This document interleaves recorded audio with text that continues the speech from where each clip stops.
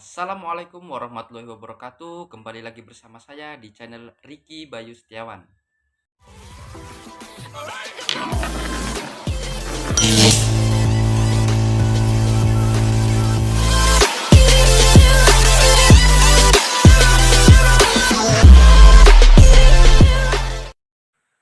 Oke guys, jadi pada kesempatan kali ini saya akan membawakan materi mengenai menerapkan disiplin pegawai. Mata pelajaran otomatisasi tata kelola kepegawaian. Nama saya Ricky Bayu Setiawan dari kelas 11 OTKP 2. Oke, disiplin pegawai menurut para ahli. Yang pertama, menurut Fatoni 2009, disiplin adalah kesadaran dan kesediaan seseorang untuk menaati semua peraturan dan norma-norma sosial yang berlaku. Yang kedua, menurut Singit Dimitio 2013, disiplin adalah sikap, kesediaan, dan kerelaan seseorang untuk mematuhi dan menaati norma-norma peraturan yang berlaku di sekitarnya. Yang ketiga, menurut George R. Terry 2013, disiplin adalah alat penggerak pegawai yang harus diusahakan agar tercipta disiplin yang baik sehingga setiap pekerjaan dapat berjalan dengan lancar. Kemudian yang keempat, yang terakhir adalah menurut Debdiknas 1992.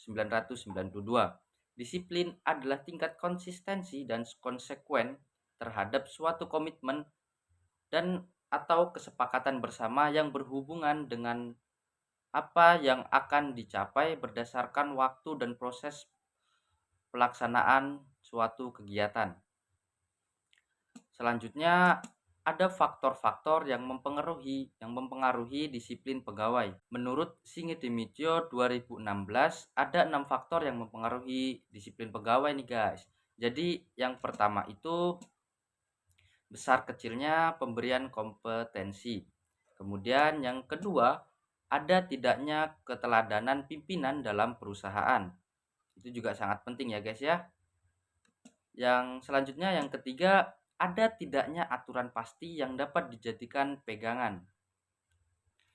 Yang keempat, keberanian pimpinan dalam mengambil keputusan. Yang kelima, ada tidaknya pengawasan pimpinan. Kemudian yang keenam dan yang terakhir itu ada tidaknya perhatian kepada pegawai. Lanjut, selanjutnya itu indikator dalam disiplin pegawai. Ada 3 indikator nih guys. Jadi yang pertama itu disiplin waktu. Apa sih itu disiplin waktu? Disiplin waktu itu sikap dan tingkah laku pegawai yang menunjukkan ketaatan terhadap jam kerja, yaitu kehadiran, kepatuhan pegawai dalam jam kerja dan sebagainya. Kemudian yang kedua, disiplin peraturan dan berpakaian. Apa itu disiplin peraturan dan berpakaian? Yaitu bentuk komitmen pegawai untuk taat dan patuh dalam melaksanakan perintah atasannya dan tata tertib yang telah ditetapkan.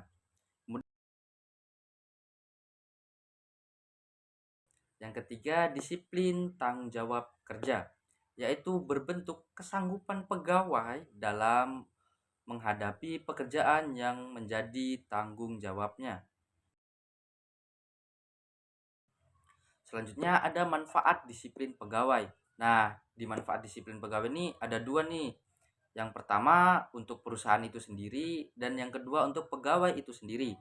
Yang pertama bagi perusahaan, yaitu menjamin tata tertib dan kelancaran pelaksanaan setiap tugas pekerjaan sehingga dapat memperoleh hasil yang optimal. Kemudian manfaat bagi pegawai, yaitu terciptanya suasana kerja yang menyenangkan dan kondusif sehingga dapat menambah semangat kerja dalam melaksanakan setiap tugas pekerjaan yang akan berdampak pada produktivitas kerjanya. Oke guys, jadi segitu saja materi yang dapat saya sampaikan.